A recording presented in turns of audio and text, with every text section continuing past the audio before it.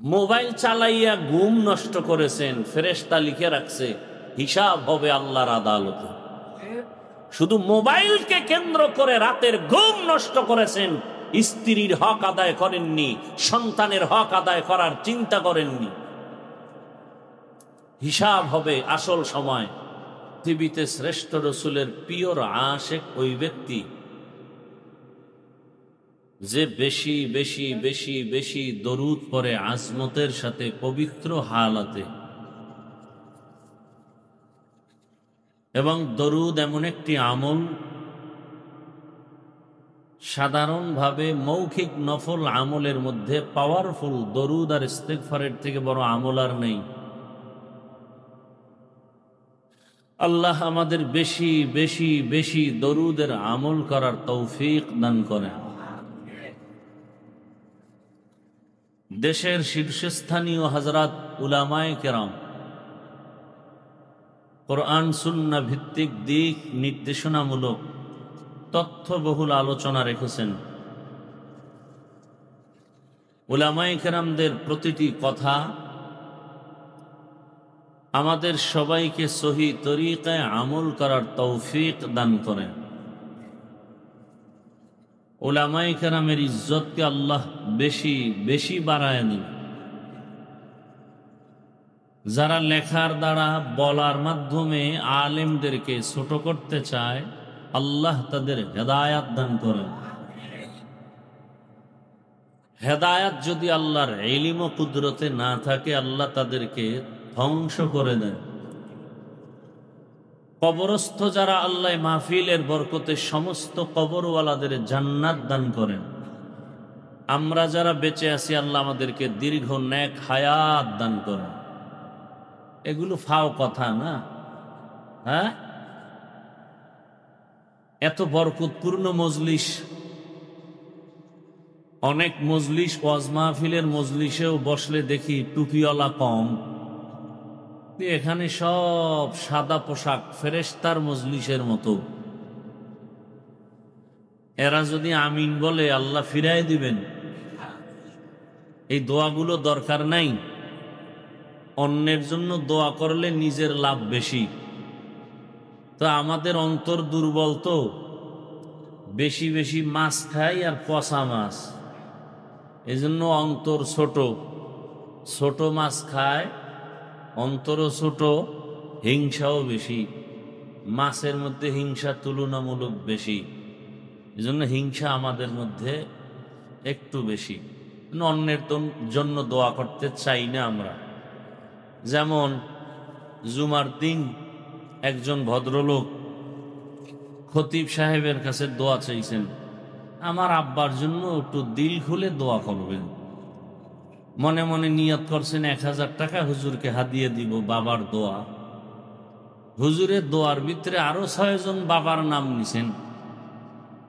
ওই ভদ্রলোকের মোনাজাতেই মাথা গরম হয়ে গেছে। দোয়া চাইলাম আমার বাবার জন্য, ভাগ হয়ে গেল 6টা, তাহলে হাদিয়াও 6 ভাগ। মোটামুটি 1000 টাকা বাদ দিয়ে 100 টাকার একটা নোট বাহির করে ইমাম সাহেবের দেওয়ার সময় ধাক্কা দিয়ে কয়, হুজুর নেন, এরমই কইরেন।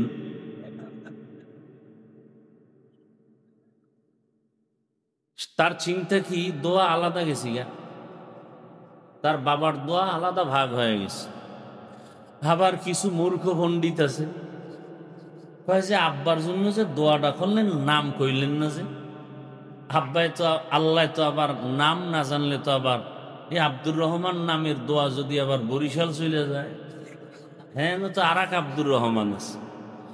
এরকম বহু মূর্খ পণ্ডিত আমাদের মসজিদ মাদ্রাসাগুলোকে আঁকড়ায় ধরে রাখছে জুলুমের সাথে। সওয়াও যায় না, পাওয়াও যায়। আল্লাহ হেদায়াতের দৌলত দান করে। আপনারা যেই পরিমাণ চিৎকার প্যান্ডেলে দেন, এই একচ্ছত্র চিৎকারটা যদি ঠিক এককভাবে ময়দানে থাকতো, তাহলে এত আন্দোলনের তো প্রয়োজন হতো না। চট্টগ্রামে সাংবাদিকের গলায় ছুরি লাগে, সেই জুলাই আগস্টের আন্দোলনের পরে, এরপরও দেশবাসী ভাবছিল কোনো আন্দোলনের প্রয়োজন হবে না। তো কঠিন হালাত, আগের তুলনায় দোয়া করা দরকার অনেক বেশি, বিশেষ করে আমাদের উলামায়ে কেরামদের এক ও নেক হওয়ার জন্য, এক ও নেক হওয়ার জন্য। কারণ যেই ঘরের স্বামী স্ত্রীর মধ্যে অমিল, ওই ঘরে অশান্তির এক দাবানল। যেই দেশের মধ্যে উলামায়ে কেরামের মাঝে দূরত্ব, ওই দেশের জনগণ শান্তি পাবে এটা আশা করা যায় না। আর এই আলেম ওলামাদের মধ্যে দূরত্বের যে আপনারা দোষের মধ্যে নাই না, আপনাদেরও দোষ আছে যথেষ্ট পরিমাণ। কি?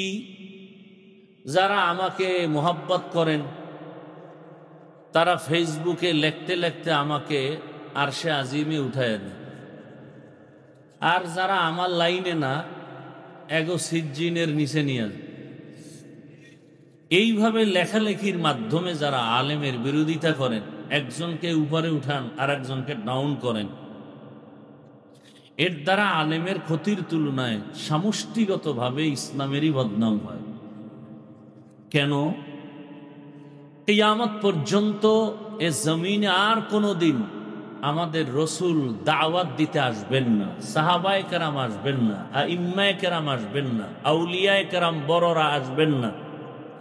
কিয়ামত পর্যন্ত এই জাতিকে দুনিয়াতে শান্তি মুক্তির পথ দেখাবেন, আখিরাতে জান্নাতের পথ দেখাবেন একমাত্র শুধুমাত্র কেবলমাত্র উলামায়ে কেরাম না, উলামায়ে আহলে হক। উলামায়ে কেরাম কি? উলামায়ে আহলে হক। কারণ উলামাদের মধ্যে আর একটা অংশ আছে আহলে বাতিল।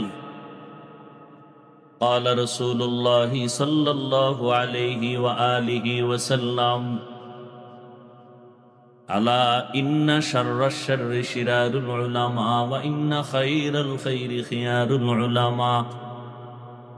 রহমতের নবী বলেন, জমিনের মধ্যে সব থেকে খারাপ হবে একদল আলেম, আবার একদল ভালো হবে, চূড়ান্ত ভালো আলেম। এক বচনে আলেম, বহু বচনে উলামা।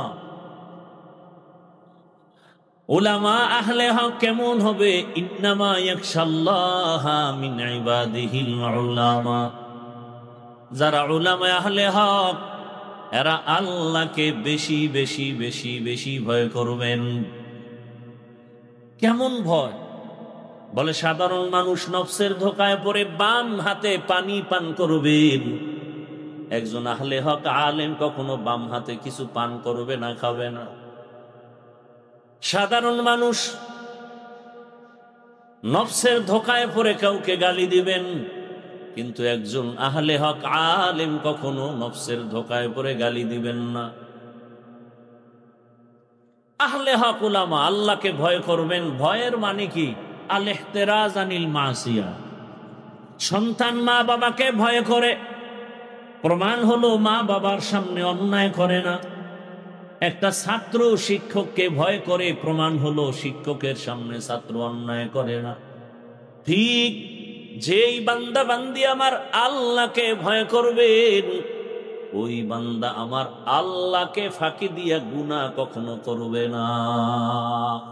হর কে দারত খৌফে হকদার দিল মাদার জন্নতুল মাওয়া দেহদ ও রাম কাম জুজবা হক ছি জে মখাজ ইনসুজা ফজলে ও আমস্তে দর জুমলা জাহা।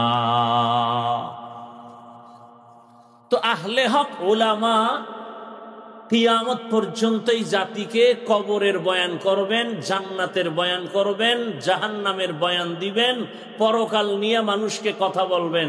কেন দুনিয়া নিয়ে কিছু বলবেন না? কারণ আহলে হক উলামারা দুনিয়া বুঝে না। আন্দাজি ঠিক?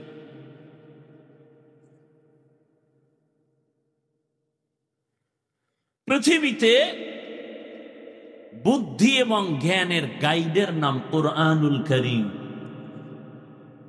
পৃথিবীতে শ্রেষ্ঠ জ্ঞানের কিতাবের নাম, আর বলেন না কেন? আর এই কোরআন যার কাছে আসে সে হলো পৃথিবীর শ্রেষ্ঠ বুদ্ধিজীবী। আর আমগো দেশে যারা আউযুবিল্লাহ পারে না এরা বুদ্ধিজীবী। লাকুম দীনুকুম বুখারীর হাদিস বুদ্ধিজীবী, ঈদের নামাজ জানাজা বুদ্ধিজীবী। আমি বললাম আপনার জিবি কত বুদ্ধি? জিবি আছে না, মেমোরির 1 GB 2 GB 4 GB 8 GB 32 64। বুদ্ধিজীবীর বুদ্ধির জিবি কত? কারো কিছু 1% জিবি ছিল, মদের বোতলটাই না হ্যাং হয়ে গেছে। এই বুদ্ধিজীবীর যখন হ্যাং হয়ে যায় তখনই আলেমরে গালি দেয়, তখনই মাদ্রাসার বিরুদ্ধে কথা বলে। কারণ একটা আমগো দেশে মদ পান করে কেউ কি জিকির টিকির করে? বরং বউরে মা কয়া ডাকে। কি বানায় বললাম? আর মাঝে মাঝে বলে গোটা দেশের মালিক কিন্তু এখন আমি। বউ কয় ঘরে তো চাল নাই, এটা তো বোতলের দোষ, আমার কি? পৃথিবীর শ্রেষ্ঠ বুদ্ধিজীবী একমাত্র কোরআনওয়ালারা। কারা?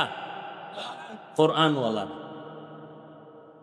সারা দুনিয়ার সমস্ত জ্ঞানী যত ভাগে ভাগে আছে, যেমন দর্শন একটা জ্ঞানের রাস্তা, হিকমত। পৃথিবীর সমস্ত বিজ্ঞান একটা জ্ঞানের পথ। সমস্ত বিজ্ঞানী, দার্শনিক, ঐতিহাসিক যদি কোরআনকে অধ্যয়ন করে তাহলে বলতে বাধ্য হবে পৃথিবীর শ্রেষ্ঠ দর্শনের কিতাব কোরআন।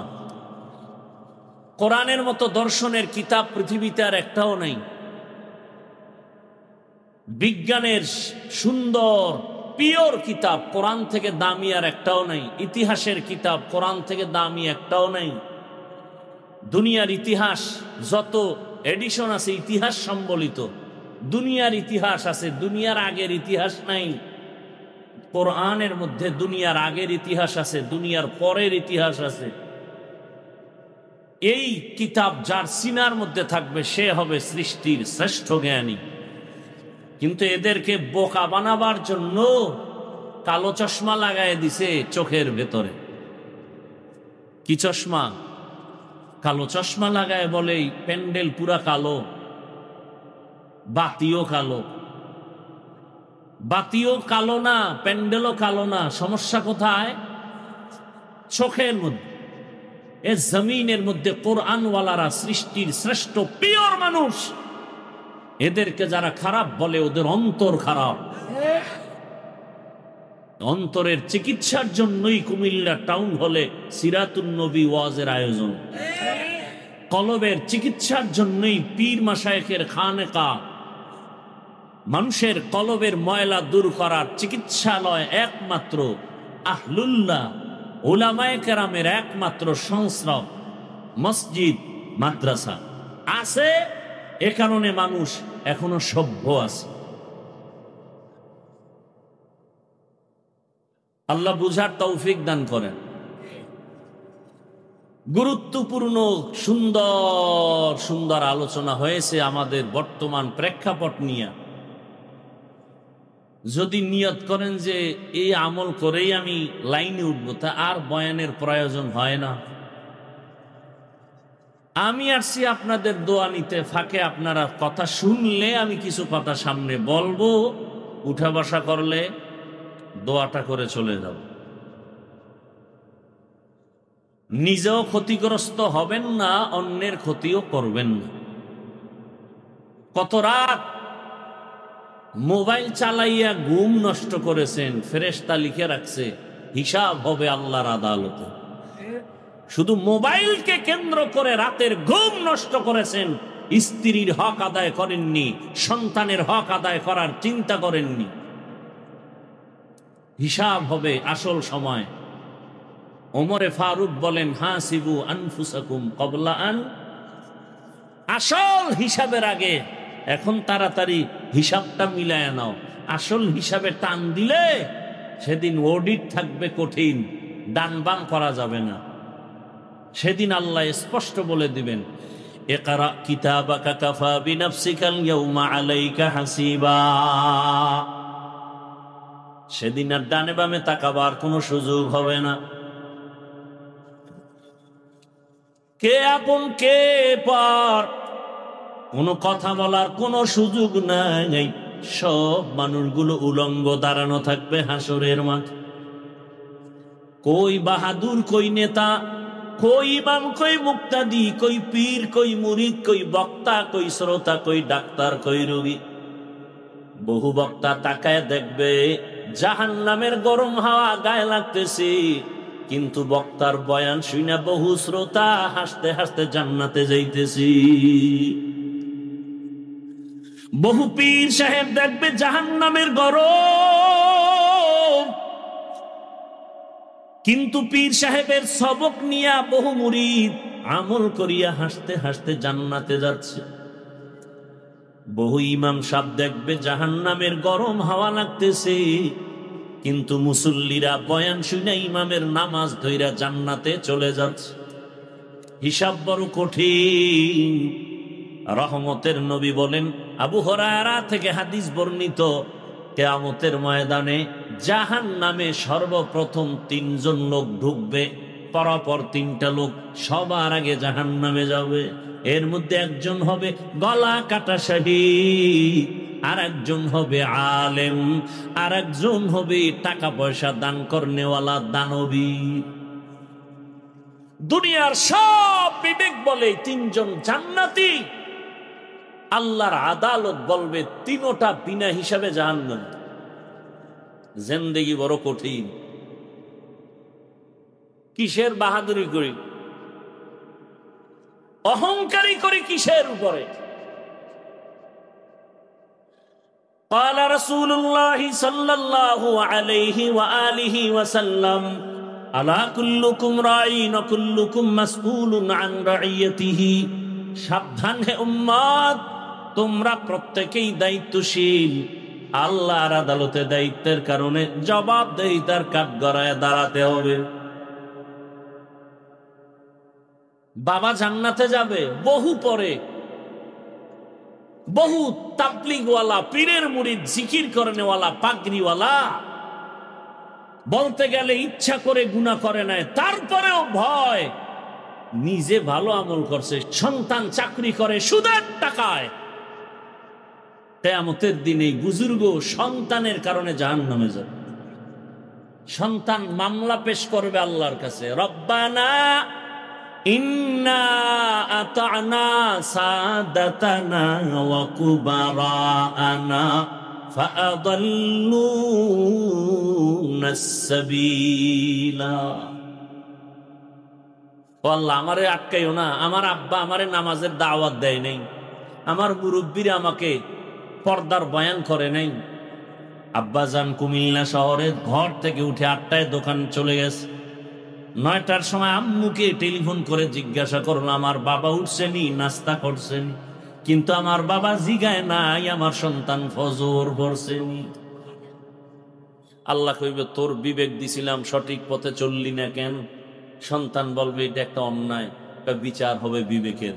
ইন্নাস সামআ ওয়াল বাসারা ওয়াল ফুআদ কুল্লু উলাইকা কানা আনহু মাসউলা।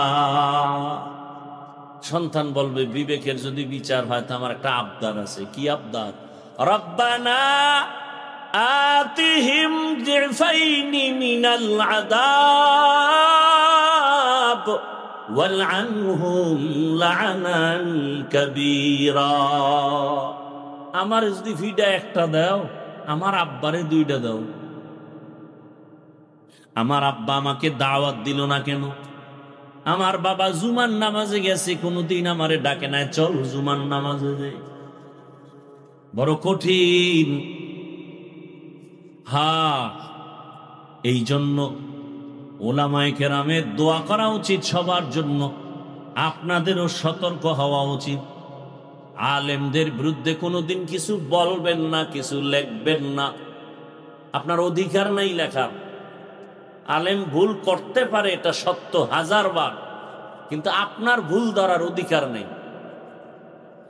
আলেম অপরাধ করলে দেশের শীর্ষস্থানীয় ওলামায়ে কেরাম সে বিষয়ে সমাধানের চিন্তা করবেন, না করলে রব্বে কারিমের ফয়সালা চলে আসবে।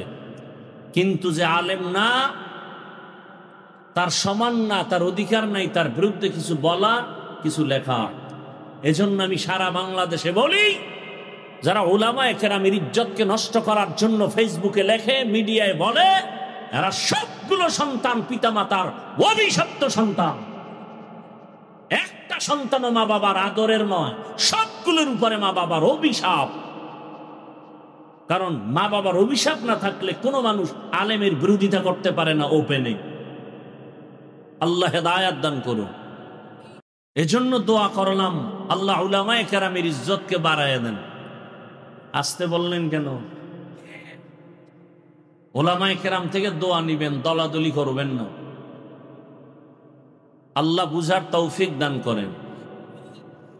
তো আমি আপনাদের ধৈর্যের উপরে কিছু কথা রাখার জন্য কোরআনে হাকিমের এক আয়াত, রসুলের একটি হাদিস পড়েছি। তর্জমাটা বলে নেই। আল্লাহ বলেন, ওয়া আম্মা মান খাফা মাকাম রাব্বিহি ওয়া নাহান নাফসা আনিল হাওয়া ফাইন্নাল জান্নাতা হিয়াল মাওয়া। আল্লাহ বলেন, ও দুনিয়ার মানুষ, আমার একটা আদালত কায়েম হবে, কিয়ামতের আদালত। ওই দিন আমার সামনে সবাই দাঁড়াইয়া হিসাব দেওয়ার ভয়টা অন্তরে জমা করিয়া, দুনিয়ার হায়াতে যারা অন্যায় থেকে নিজেরে বাঁচায় চলবা, আমি আল্লাহ ওয়াদা করলাম তার জন্য বিনা হিসাবে জান্নাত। রহমতের নবী বলেন, ইত্তাকিল মাহারিম তাকুন আবাদান নাস। আল্লাহর নিষিদ্ধ জিনিস থেকে নিজেকে ফেরাও, হারাম থেকে বাঁচাও, তো আল্লাহ তোমার মর্যাদা উম্মতের কাছে বাড়াবেন, আল্লাহর কাছেও বেড়ে যাবে। তরজমা শেষ। এবার কিছু ব্যাখ্যা। রবিউল আউয়াল সম্পর্কে আলোচনা হয়েছে যথেষ্ট পরিমাণ, তবে ভূমিকা স্বরূপ আমি 2-3 মিনিট রবিউল আউয়ালের কথা বলে মূল কিছু আলোচনা করব। ধৈর্য হবে? আল্লাহ কবুল করেন।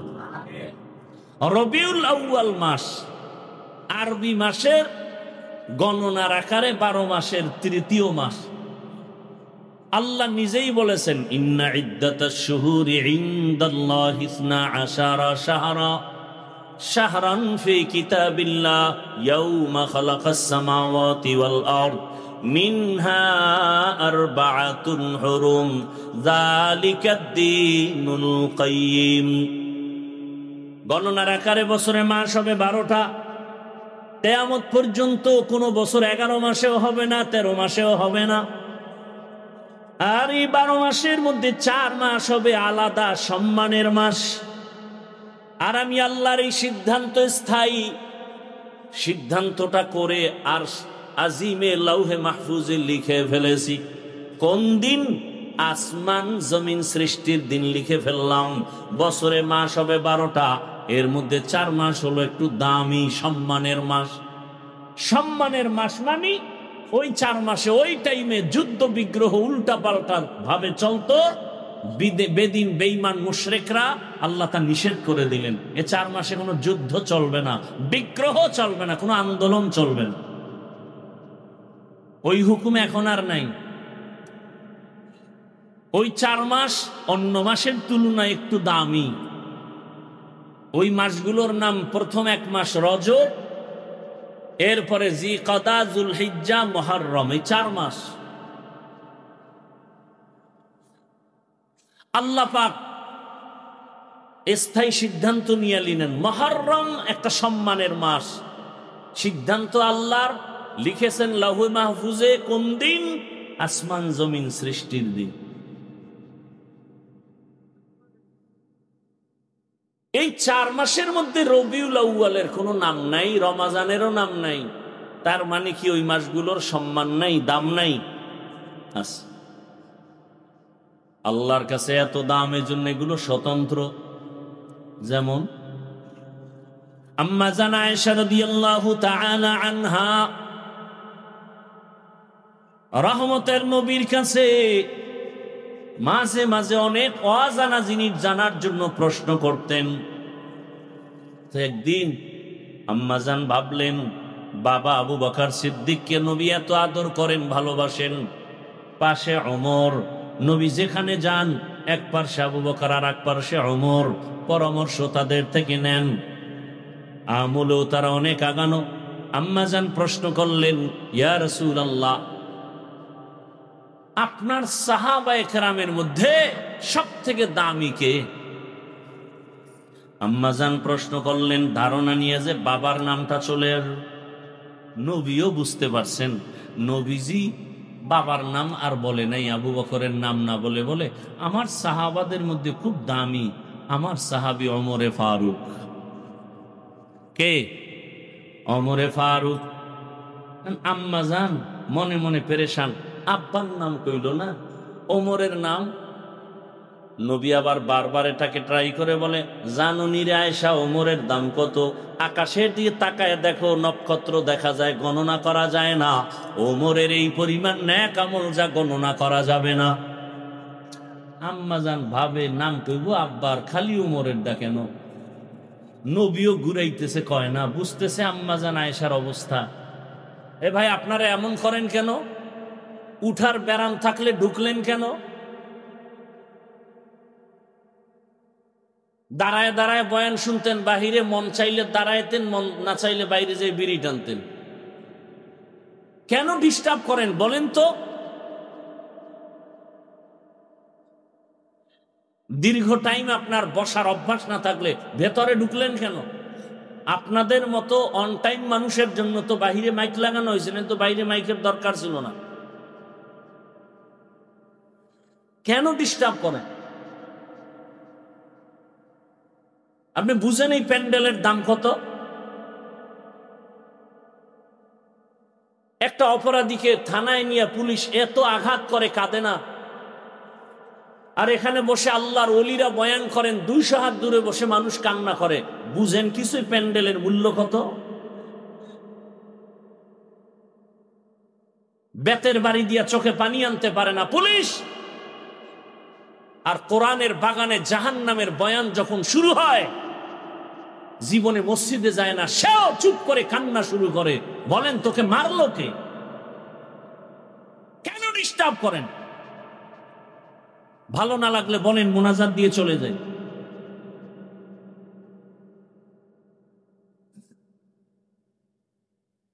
বড় আশা করে আসি, বিভিন্ন কারণে আর বয়ানের মন ভেঙে যায়।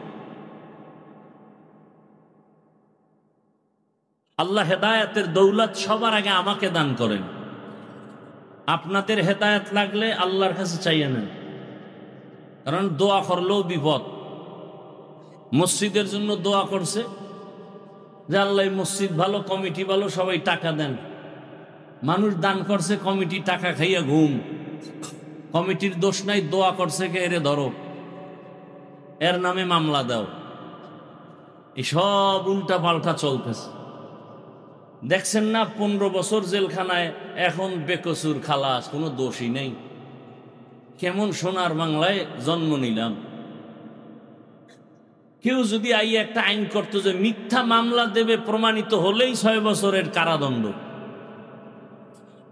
তাহলে একটু শান্তি পাওয়া যায়। এখনো বহু আলেম জেলখানা, নিরীহ, দেখার কেউ নাই, খবর নেওয়ার কেউ নাই, সবাই যার যার ধান্দায় আছে। আল্লাহ হেফাজত করে। রাজনীতির ময়দানে রাজনীতির বক্তব্য দেওয়াটাই আমি ভালো মনে করি, কারণ যাদের নেক নজর আর থাপ্পড় খাইয়াই চেয়ারে বসছি, তাদের নীতি দেখছি। চরমনার হিসাব ওয়াজের প্যান্ডেলে যখন বয়ান করতেন, মনে হয় সে দুনিয়া কিছুই জানে না, শুধু কবর, হাসর, জান্নাত, জাহান্নাম। আর রাজনীতির মঞ্চে যখন বক্তব্য দিতেন, তখন বোঝা যাইত যে তার আখেরাত নিয়ে কোনো জ্ঞান নাই, মনে হয় দুনিয়ার লাইনে রাজনীতির শিক্ষক।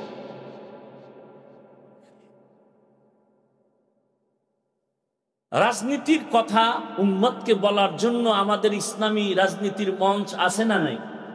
কথা বলেন। এখানে আওয়ামী লীগ, বিএনপি যত দল আছে সবের লোক এখানে আছে না? এরা যদি জানতো যে আমি চরমনের হাত পাখার ভোটের জন্য আইসি ওয়াজ করতে, বইতুনি সবাই। সত্য কথা বলেন, কথা বলেন না কেন?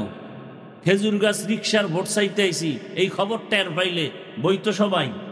বলেন তাহলে এই মানুষগুলো নির্দ্বিধে আসছে কেন? যে হুজুরেরা একটু কান্নার ওয়াজ করব, জাহান্নামের বয়ান করবে, নামাজের ওয়াজ করবে, রোজার ওয়াজ করবে, সুদের বিরুদ্ধে ওয়াজ করবে, হালাল হারামের বয়ান করবে। কথা বুঝাইতে পারলাম? হ্যাঁ,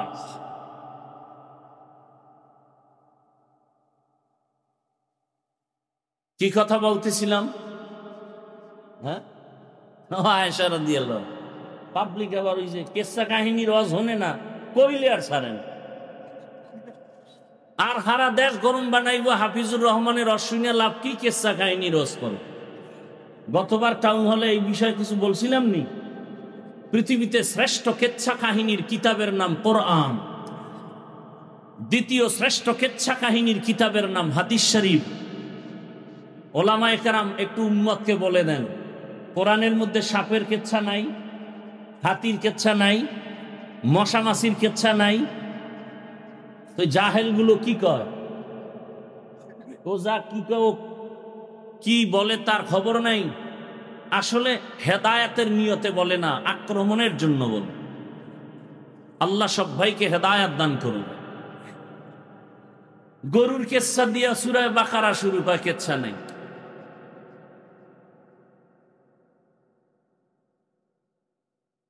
হ্যাঁ, এখন ঘুরায় বলবে কি, আমরা তো বাপদাদার কেচ্ছা বলি না, আকাবিরের কেচ্ছা বলি না।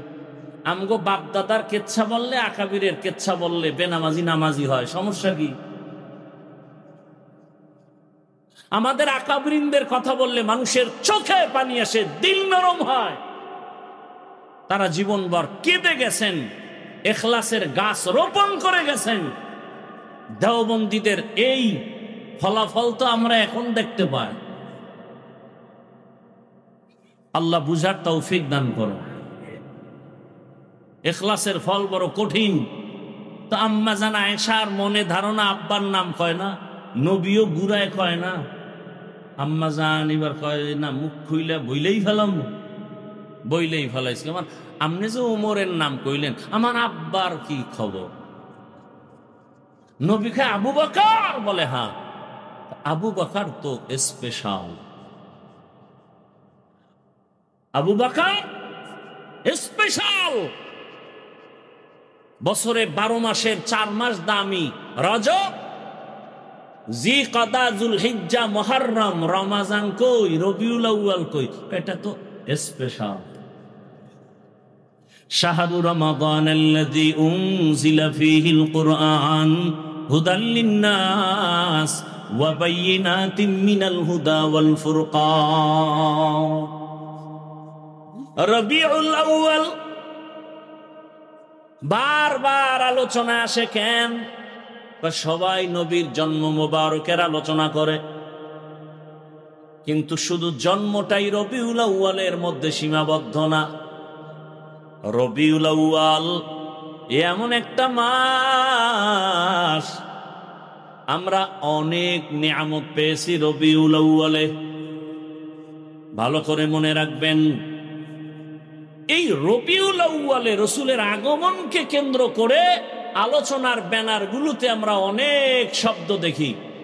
যেমন এই চট্টগ্রাম, কুমিল্লা, বাংলাদেশ সহ বিভিন্ন ব্যানার দেখলাম, লেখা আছে মিলাদুন নবী, আবার তার সামনে আছে ঈদ, আবার একটু বড় করে উপরে লেখা আছে সকল ঈদের বড় ঈদ, ঈদে মিলাদুন নবী। মিলাদুন নবী এই কথার বিরোধিতা কোনো আলেম করে না, করতে পারে না, কিন্তু ঈদ শব্দ নিয়ে কিলোকাল করতে পারে অনেকে, সেটা ভিন্ন কথা। তবে ভালো করে মনে রাখবেন, কুমিল্লা টাউন হলে 13 সেপ্টেম্বরের ব্যানারে লেখা মিলাদুন নবী। কথা বল না, কি লেখা? সিরাতুন নবী। ভালো করে মনে রাখবেন, আমি পেসের কথা কম বলি, সহজে বোঝার জন্য বলতেছি। বাংলাদেশের রসুলের শানের কয়েকটা শব্দ বা বাক্য দেখি। 1 নম্বরে মিলাদুন নবী, দ্বিতীয় সিরাতুন নবী, আর একটা বাক্য দেখি দাওয়াতুন নবী, আর একটা বাক্য দেখি ওয়াফাতুন নবী।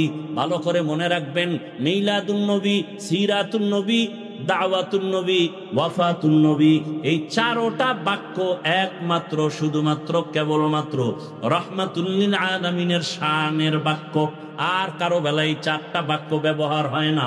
মুসা নবীর বেলায় হয় না, ঈসা নবীর বেলায় হয় না, ইব্রাহিম নবীর বেলায় ব্যবহার হয় না। এই চারোটা বাক্য আমার রসুলের শানের বাক্য। এই চারোটা বাক্যকে, রসুলকে যেইভাবে মোহাব্বত করো, এই চারোটা বাক্যকে ওইভাবে মোহাব্বতের নজরে দেখবে। যদি কেউ এই চারোটা বাক্য বাঁকা নজরে তাকায়, ওর ঈমান বাঁকা হয়ে যাবে, আখিরাত ও দুনিয়া বাঁকা হয়ে যাবে। বুঝেন নাই?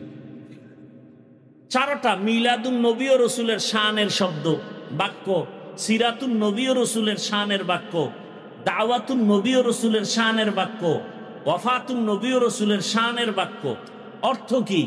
মিলাদুন নবী অর্থ আমাদের সুপরিচিত নবী, শ্রেষ্ঠ নবীর জন্ম মোবারক।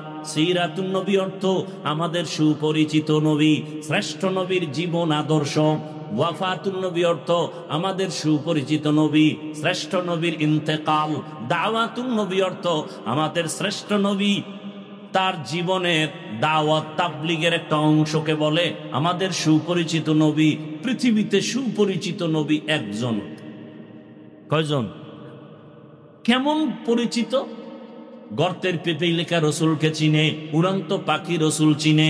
এক ইহুদি মহিলা দুধের বাচ্চা নিয়ে রওয়ানা, মুহাম্মদের প্রশ্ন করে আটকায় দিবে। এবার রওয়ানা, রহমতের নবীর সামনে যাইয়া ইহুদি মহিলা প্রশ্ন করার আগে দুধের বাচ্চা রহমতের নবীরে কথা বলতে পারে না যে বাচ্চা, সে বাচ্চা রসুলকে সালাম দিয়ে দিল। ইমামুল আউয়ালিনাল আখিরিন বাহরে সাদকা রাহমাতাল লিল আলামিন সাইয়্যিদুল কাউনাইন খাতমুল মুরসালিন আখিরা মদবুদ ফখরুল আউয়ালিন। নবী গাছের কাছেও পরিচিত, মাছের কাছেও পরিচিত, সূর্যের চন্দ্রের কাছেও নবী পরিচিত। রহমতের নবী গর্তের প্রাণীর কাছে পরিচিত। সাপ দীর্ঘ বছর পাহাড়ের গুহায় অপেক্ষা করে রসুলের মুবারক চেহারাটা এক নজর দেখবে। আবু বকর বাধা দিছে পা দিয়া। সাপ মনে করে বাধা দেয় নাই, রসুলের নিরাপত্তার স্বার্থে বাধা দিছে। সাপ আশ্চর্য হয়ে গেল, রহমতের নবীর দর্শন বুঝি হবে না, একটু আঘাত করে। তাহলে সাপ আমার রসুলকে চিনে। কপাল খারাপ আঙ্গ বাংলাদেশি, রসুলকে চিনি না। যদি চিনতাম তাহলে দাড়ির মধ্যে অস্ত্র লাগাতে পারত না। রসুলকে যদি চিনতিনি মুমিন, তাহলে নবীর মোহাব্বতে কেন বারবার তোমার পায়ে ধরে ধরে টুপির বয়ান করতে হবে? আমিও রসুলের আশিক মুসলমান, তুমিও মুসলমান। তোমার আল্লাহ আমার আল্লাহ দুই না এক। মুসলমান বেয়াদবি ক্ষমা চাই, হয়তো বলার ভাষার শব্দগুলো চয়নটা একটু কেমন জানো, বেয়াদবি ক্ষমা চাই। রসুলের উম্মত হিসাবে আপনার নবী আমার নবী এক না আলাদা? আল্লাহ আমাদের কোরআন বলেন, সত্য কথা বলেন, আমাদের হাদিস। আমরা দুনিয়াতে আসছি সিস্টেম। আপনাদের কালেমা আমার কালেমা দুই, আপনাদের ধর্ম আমার ধর্ম দুই, আপনাদের কাবা আমার কাবা দুই, সব এক। দুনিয়া থেকে বিদায় বেলা কাফনের সংখ্যা হবে আলাদা না সব এক? আপনাদেরও তিনটা কাফন হবে, আমাকেও তিনটা কাফন হবে। টাকাওয়ালা মরে গেলে তাকে সম্মানে একটা কাফন কেউ বাড়াবে না। রিক্সার ড্রাইভার গরিব যদি মরে যায়, তার অসম্মানে বা গরিব হওয়ার কারণে একটা কাফন কেউ কমাইয়াও দিবে না। রিক্সার ড্রাইভারের যেমন তিনটা কাফন, ধনী লোকেরও তিনটা কাফন হবে, কালার হবে আলাদা। গরিবের কাফনের কালার একরকম, ধনীদের কাফনের কালার আর একরকম। ভালো করে বুঝো, কে ধনী কে গরিব, কে আলেম কে মূর্খ, কে ইমাম কে মুক্তাদি, কে পীর কে মুরিদ। যতই আজকে বক্তা বক্তা ভাব দেখাই না কেন, কাফনের ভেতরে ঢুকার পর সব বাহাদুরি বন্ধ হয়ে যাবে। কোটি টাকার মালিক দেখো অভাব হয় না দূর, গরিবে ঘুমায় আরাম করে মনটা বাহাদুর। ফেরাউনের লাশটা দেখো মিছর জাদু ঘরে, খায় না মাটি পোকা মাছি সবাই ঘৃণা করে। হৃদয়ে থাকিবে যার নম্রতা সাদা, রহমত আসিবে সেথা প্রভুর ওয়াদা। বড়র বাড়াই থাকলে দিলে রহমত আসবে না, নিজেকে নিজে ছোট মনে করিও সাদা। উঁচু জমিন থেকে পানি নিচু জমিনে যায়, তেমনি খোদার রহমত আসে নম্রতার হৃদয়। ভোগ বিলাসের বাড়ি গাড়ি পরে রবে সব, থাকতে সময় স্মরণ করো আল্লাহ আমার রব। আমাদের রবকে আরো জোরে বলেন। তাহলে আমাদের কাপনের কালারও কি এক? কবরের সাইজ একটু আলাদা হবে, কবরের সাইজও সবার এক। কবরে মাটি দেওয়ার পরে প্রশ্ন করার জন্য দুই ফেরেশতা আসবে। আমার প্রশ্ন আলাদা, আপনারটা আর একটা প্রশ্ন। কে ধনী কে গরিব, কে পীর কে মুরিদ, কে টাকাওয়ালা কে গরিব, সবার বেলায় তিনটা প্রশ্ন। রবের পরিচয় দাও, ধর্মের পরিচয় দাও, রাহমাতুল লিল আলামিনের পরিচয় দাও। তুমি যত টাকার মালিক হও, তোমাকেও যেই প্রশ্ন, আমাকেও সেই প্রশ্ন। এই প্রশ্নের নবী বলেন, যারা জবাব দিতে পারবে তার কবর হবে রওজাতুম মির রিয়াজিল জান্নাহ, আর যারা জবাব দিতে পারবে না তাদের কবর হবে হুফরাতুম মিন হুফারিন নার। যারা তিন প্রশ্নের জবাব দিবে তাদের কবর হবে জান্নাতের বাগান।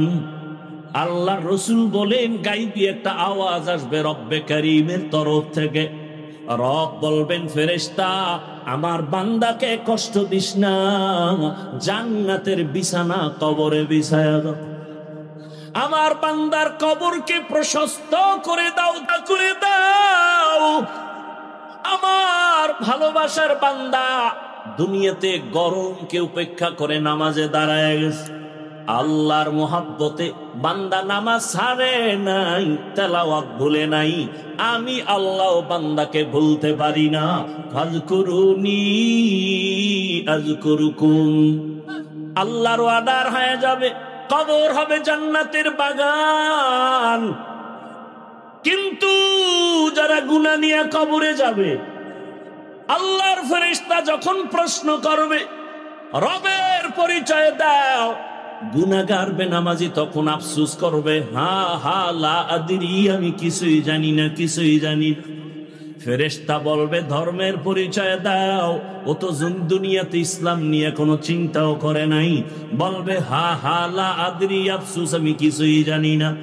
আবার যখন বলবে রহমতের নবীর চিনুনি, জীবনে তো রহমতের নবীর সুন্নতের আমল করে নাই, মেসওয়াকের আমল নাই, দস্তরখানের আমল নাই, নিজেও দাড়ি রাখে না, অন্যে রাখে পছন্দ করে না, নিজেও হালাল খায় না, অন্যে খায় পছন্দ করে না। রহমতের নবীকে দেখে চিনবে না, বলে চিনি না আমি, হা হা লা আদরি। আর সাথে সাথে রব্বে কারীমের তরফ থেকে গাইবি আওয়াজ আসবে। আল্লাহ তাআলা বলবে, ও ফেরেশতা, এই নাফরমানের আর কোনো সুযোগ দিও না, একে ধরো, এর আর সুযোগ দিয়া কোনো লাভ নাই, একে ধর। আমার দেওয়া পানি, আমার দেওয়া বাতাস, আমার দেওয়া সূর্যের আলো, চাঁদের আলো, আমার দেওয়া জমিনের ফল খাই, ফসল খাইলো, গাছের ফল খাইয়া, নদীর মাছ খাইয়াও বান্দা আজান শুনে মসজিদে যায় নাই।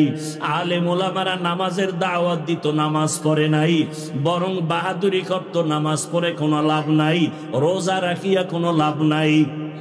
আমি আল্লাহ এত অন্যায় করার পরে দুনিয়াতে কিছু বলি নাই। আমার মোহাব্বত বাদ দিয়া আলেম ওলামাদের গালাগালি করত, নিজেও পর্দা করত না, যারা পর্দা করত তাদের গালাগালি করত।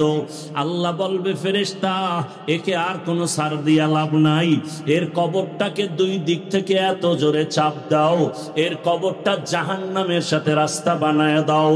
আল্লাহর অর্ডারে কবরটা জাহান্নামের আগুনে ভরে যাবে। আল্লাহ বলবে, রে কবরের মাটি এই গুনাহগার নাফরমানের জোরে জোরে চাপ দাও। এত জোরে চাপ দিবে, বেঈমান নাফরমান বেনামাজি এক পাজরের হাড় আর এক পাজরের সাথে ঢুকে যাবে, আর সাপে আঘাত করা শুরু করবে। ওরে কারো কবরে ৯৯টা সাপ, কারো কবরে ৭০টা সাপ আসবে। ও আমার কলিজার যুবক বাবারা, ও বৃদ্ধ বাবাজিরা, ও পর্দার আড়ালের মা বোনেরা, একটু আগে আপনারা নিজেরাই স্বীকার করলেন আপনার আল্লাহ আমার আল্লাহ এক, নবী এক, কোরআন এক, কাবা এক, ধর্ম এক, কালেমা এক, কাফনের কালারও এক, কবর এক, প্রশ্ন এক। তারপর কেন আপনাকে টুপির বয়ান করতে হবে? আপনাকে কেন পর্দার বয়ান করতে হবে? আমি টুপি খুলতে চাই না আর আপনি টুপি দিতে চান না, আমি দাড়ি কাটতে চাই না, আপনি রাখতে চান না, আমি মসজিদে না ঢুকলে কষ্ট পাই আর আপনার ঢুকতে গেলে কষ্ট লাগে। বুঝি না আমি ভুলে আছি নাকি আপনারা ভুলে আছেন। এরপরেও তো পাও ধরে ধরে ওলামায়ে কেরাম আপনাদের বুঝায়, এত বিরোধিতা করেন তারপরও কোনো ওলামায়ে কেরাম গালি দেন না। আরে সরকারি চাকরি করে, বেসরকারি চাকরি করে যারা দৈনিক ৮ ঘন্টা ডিউটি, মাসে ২০,০০০ টাকা বেতন পায়, নিম্নে আরো কত বেশি পায়, আবার বিভিন্ন ভাবে আরো ইনকাম আছে। কিন্তু একবারও কি ভাবছেন বিবেক দিয়া একজন আলেম মসজিদে ইমামতি করতে গিয়া ২৪টা ঘন্টায় ডিউটি করে, বেতন ১০,০০০, গ্রাম এলাকায় ৫,০০০-এর বেশি দেওয়া হয় না, তাও মাসে মাসে ক্লিয়ার না। একজন ইমাম ২৪ ঘন্টা ১২ মাস ডিউটি করিয়াও বেতন ঠিক মতো না পাইয়া কোনো দিন ইমাম কোনো কমিটির বিরুদ্ধেও বলে না, বরদোয়াও করে না, বরং মোনাজাতে চোখের পানি ছেড়ে দোয়া করে, হে মালিক এলাকায় শান্তি দাও, ব্যবসায় বরকত দাও, কবরওয়ালাদের জান্নাত বানায় দাও, অসুস্থ রোগীরে সুস্থ বানায় দাও। ওলামায়ে কেরাম এত কষ্ট করিয়া নিঃস্বার্থভাবে আপনাদের পেছনে দৌড়ায়। ও আল্লাহর বান্দারা, এরপরও যদি আলেমের কথা না শুনিয়া বিরোধিতা করিয়া কবরের বিছানায় পড়িয়া যান, আল্লাহর অর্ডার হয়ে যাবে, জাহান্নামের ফেরেশতাকে ধর। ওরে আমি এদের আর কোনোদিন ছাড় দিব না, এদেরকে কিয়ামতের দিন টানতে টানতে জাহান্নামের দিকে নেওয়া হবে।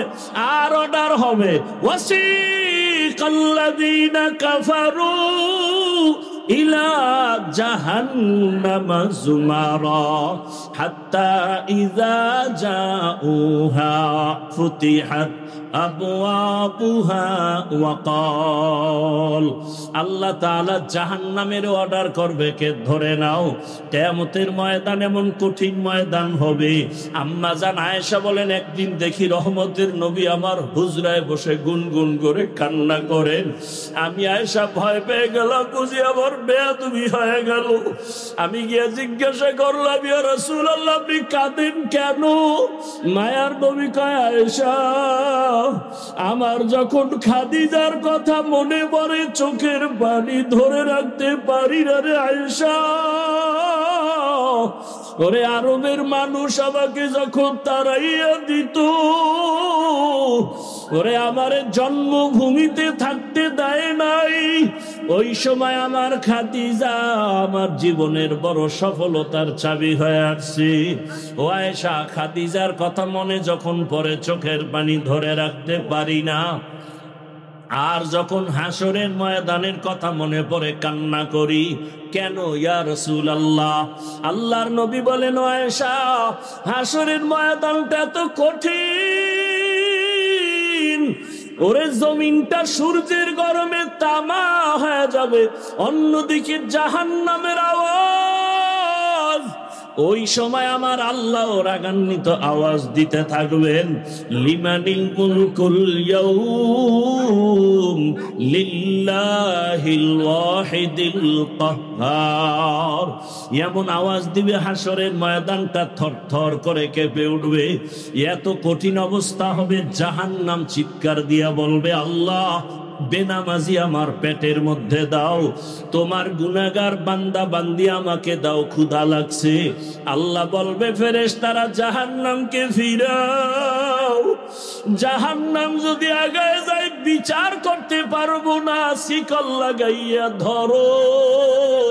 ৭০,০০০ শিকল লাগাইয়া জাহান্নাম কেমন ভাবে আঁকড়াইয়া ধরবে। ও আমার বাবারা, রসুল যদি জাহান্নামের ভয় কান্না করেন হাসরের ময়দানের কথা চিন্তা করে, আপনার আমার কি উপায়? কপাল খারাপ, এক ফোঁটা চোখে পানিও নাই। ওরে ডানে বামে তাকাইয়া দেখো ওই বান্দার চোখে কেন পানি? ওরে ও টাকার জন্য কাঁদে না, বাড়ির জন্য কাঁদে না, ওর অন্তরে জাহান্নামের ভয়, ওর অন্তরে হাসরের ময়দানে সূর্যের গরমের ভয়। ওই বান্দা কান্না করে, চিন্তা করে, টাকা পাইলাম, বাড়ি পাইলাম, গাড়ি পাইলাম, সম্মান পাইলাম, কিন্তু মরার পরে কি উপায় হবে সে চিন্তা তো করি নাই। ছেলেও আমার কবরে যাবে না, মেয়েও যাবে না, আপন কেউ যাবে না। এই চিন্তা যখন আসে চোখ দিয়া পানি বের হয়ে যায়। রহমতের নবী বলেন, আয়েশা এমন অবস্থা হবে, আল্লাহ বলবে ৭০,০০০ শিকল দিয়া জাহান্নামকে ধরো। আমি বিচার শেষ করার পরে তারপরে জাহান্নামকে ছাড়বা।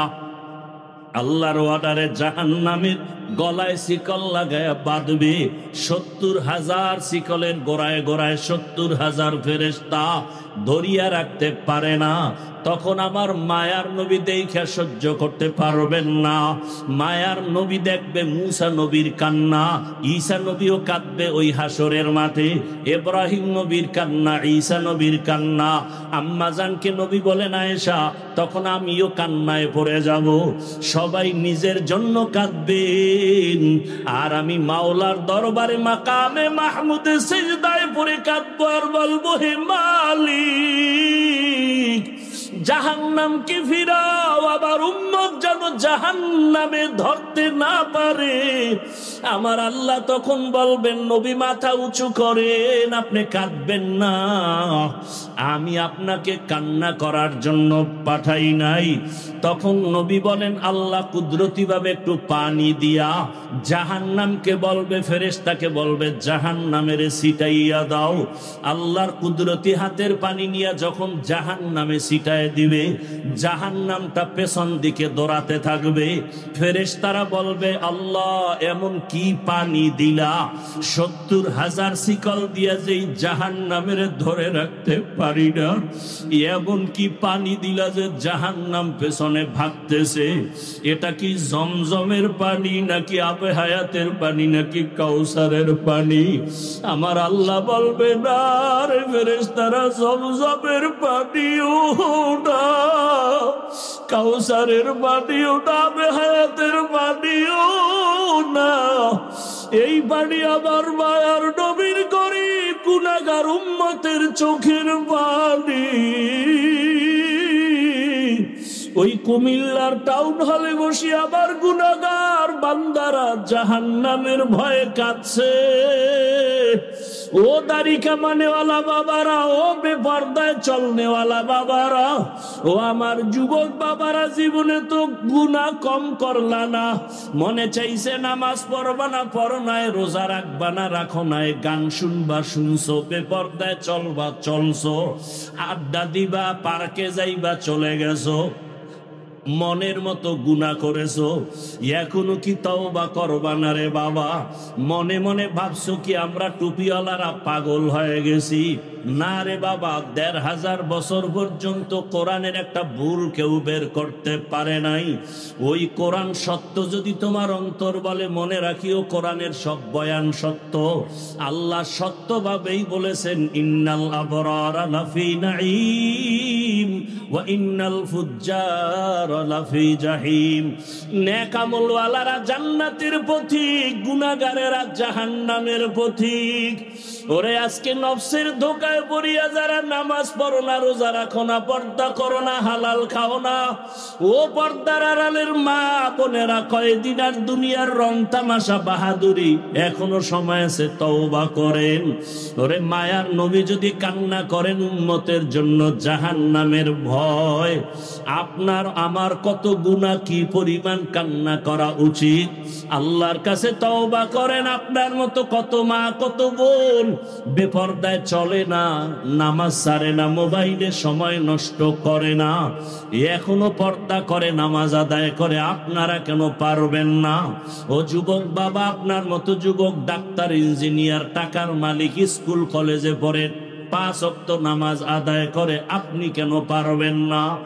2 ফোঁটা চোখের পানি ছেড়ে আল্লাহকে মনে মনে ডাকেন, হে আল্লাহ, এই ময়দানে মনে হয় আমার মতো গুনাহগার কেউ নাই।